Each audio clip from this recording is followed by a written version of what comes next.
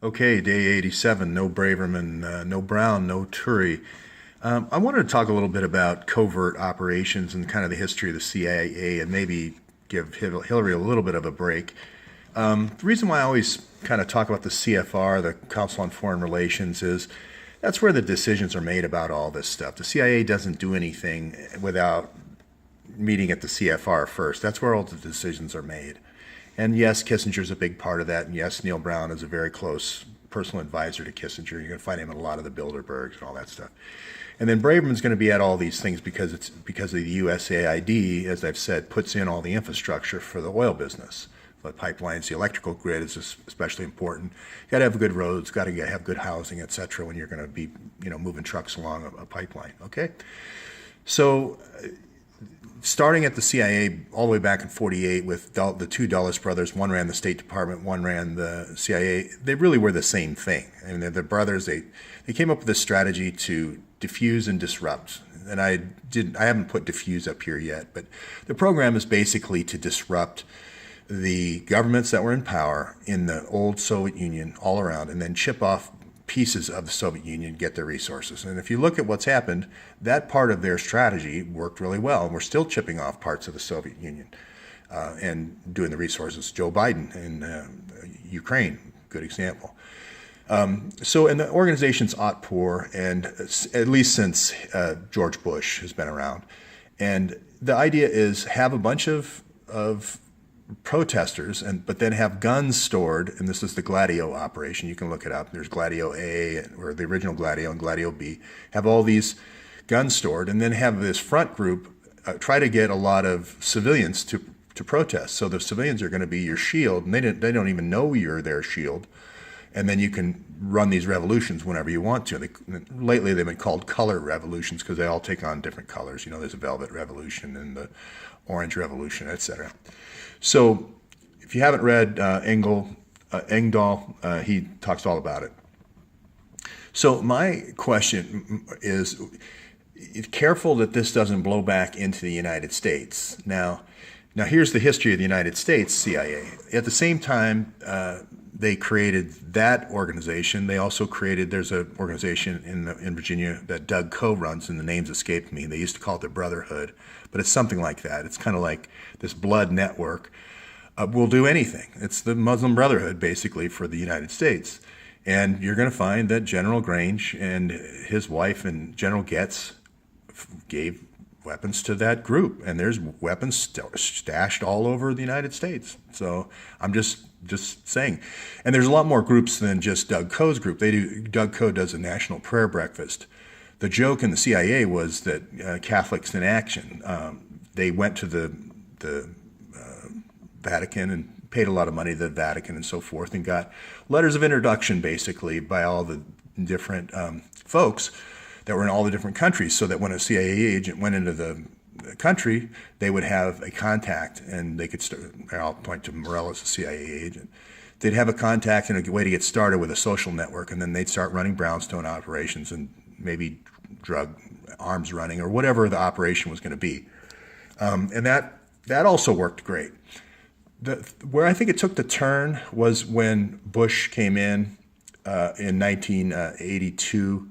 And then Ollie North wrote this plan to go with the Mena Airport and start doing the drugs, really getting into the drugs for arms. And that's where Hillary comes into the picture. And that's where you start going down this slippery slope. First it's stingers, first it's just machine guns to this group, then it's stingers, then it's sarin gas, then it's organ harvest, there's sex trade, then it's organ harvesting. It's just kind of the slippery slope when you choose these as your friends. So, and the same thing, there's Alan Dulles' I think his uncle his cousin or brother ran the Catholic, he was the Archbishop of the Catholic Church in the United States, and there's a Catholic university where the CIA kind of ran their thing out of. Now, since then, they've, co-opted a lot of other groups. There's a Christians in Action group in the United States. There's a lot of groups, there's hundreds of them. There's a group that Laura Silsby was a member of out in, I don't know if that was what church that was. There's a Mormon group. There's all these groups, but it's mainly through religion, and it's a splinter group of the religion that's very thin on the religious part, the theology part, and very heavy on the arms part and the action part, if you will. So it's like Doug Coe's group their motto is Jesus plus nothing. Jesus plus nothing meaning we don't want to hear anything at all about theology. This is what Doug Coe's group does. Now, I'm not saying it's all armed action. A lot of it's surveillance and active surveillance and harassment and so forth. But I'm just saying that when Hillary comes in and it's Council on Foreign Relations plans it either way. So if Bill Clinton wins, Hillary's going to become the shadow Secretary of State. If George Bush wins, he's going to continue running these CIA operations. Either party, they've got both ways covered, okay? So my only point in all this is especially when they went to Mexico and they made Mexico kind of a narco-terror state, now we're going to be dealing with this for 30, 40 years, with what's happened in Mexico. And do we want to do what's happening in Mexico, which is that they had the DFS and now we have the DHS.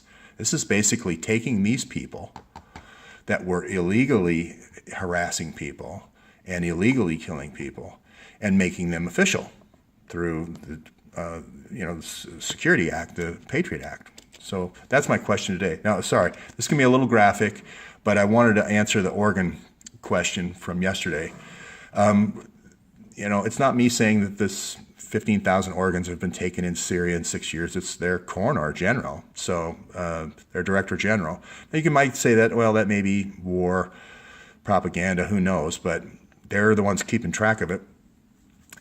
It's the white helmets at night. It's not the white helmets during the day. It's the white helmets with the long beards that come in at night. This type of thing with the kidney harvesting has been happening in India since Eunice started micro loan sharking, or micro sharking I call it, in 1974. Women have been selling their kidneys to try to pay for their sewing machine, the original sewing machine loan that they made since 1974. So again, didn't come up with Hillary. But here's where it's transitioned to. This is kind of like Dante's Inferno and going down in the Bouges.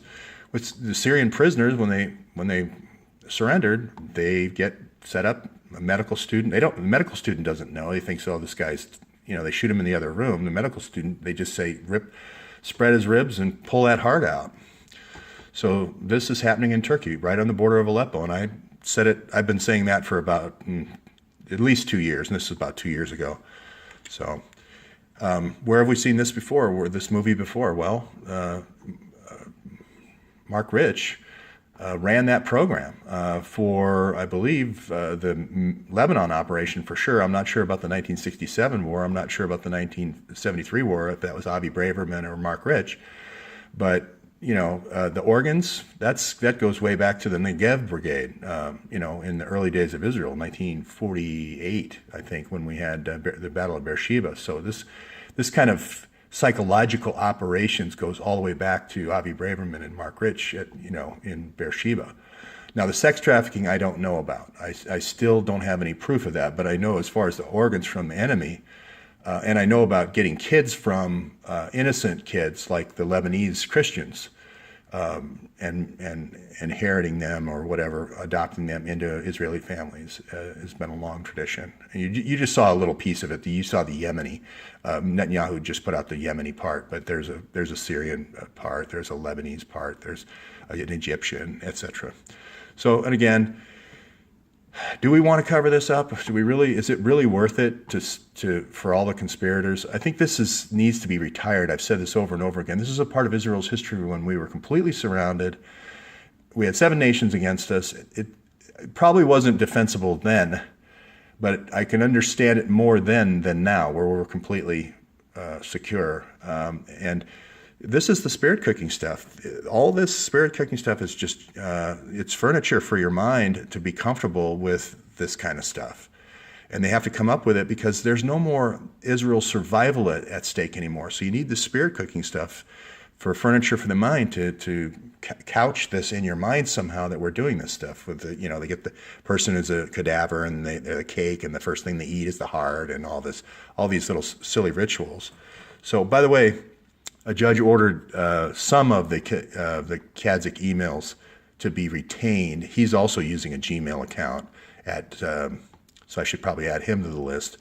But the funny thing is the judge missed all the emails when the original conspiracy happened, which was 2013 to 2015. He went all the way to December 2014 after the conspiracy's over. So Judge Sullivan, if you're listening, I think it's pretty obvious.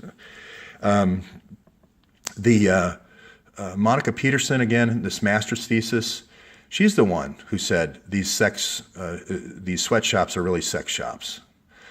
These women are paid extra in their pay, these 1,000 women, for these ships that are coming in. These big tanker ships are coming in, and this is a brothel. But the worst part about it is this micro sharking, this micro cell phone loan sharking, where the 195%, that's where you're getting Eunice with the kidneys.